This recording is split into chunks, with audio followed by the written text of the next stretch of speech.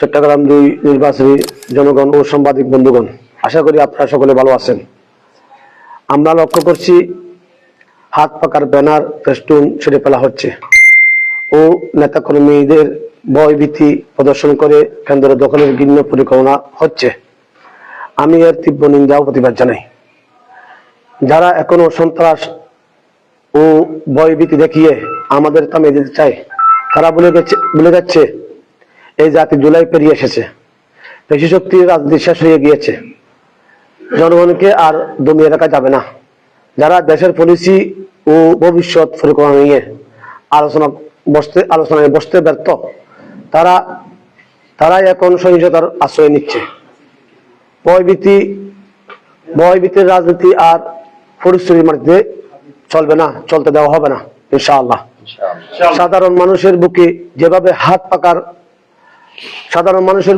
হাত পাকা জায়গা করে নিয়েছে, তার প্রতিচ্ছবি আগামীকাল ভোটের ফুটে উঠবে ইনশাআল্লাহ। প্রিয় সাংবাদিক বন্ধুগণ, আমরা ইতিমধ্যে শুনতে পেয়েছি বিভিন্ন জায়গায় কালো টাকার সরাসরি চলছে, যা একটি রাজনৈতিক দলের জন্য লজ্জাজনক বিষয়। অবৈধ পন্থায় যারা ক্ষমতায় যেতে চায়, তাদের থেকে জাতিকে সাবধান করতে চায়। প্রিয় ভাই বোন, তুল্য মুরব্বী এবং মা বোনদের উদ্দেশ্যে বলছি, আপনারা নির্বিঘ্নে কেন্দ্রে গিয়ে হাত পাকায় ভোট দিবেন। কারো প্ররোচনায় আপনারা কি বিভ্রান্ত হবেন না। নির্বিঘ্নে কেন্দ্রে গিয়ে হাত পাকায় ভোট দিবেন ইনশাআল্লাহ। আমি যদি নির্বাচিত হতে পারি, আপনাদের প্রত্যাশা পূরণ করবো ইনশাআল্লাহ। আপনাদের দেওয়া আমানত ভোটের যথাযথ মূল্যায়ন করব, আপনাদের পাশে থাকবো বলে আমি ওয়াদা করছি ইনশাআল্লাহ। যদি আগামীকাল হাত পাকার প্রার্থী হয়ে বিজয়ী হতে পারি, আপনাদের খাদেম হয়ে আমি থাকবো ইনশাআল্লাহ। আসসালামু আলাইকুম।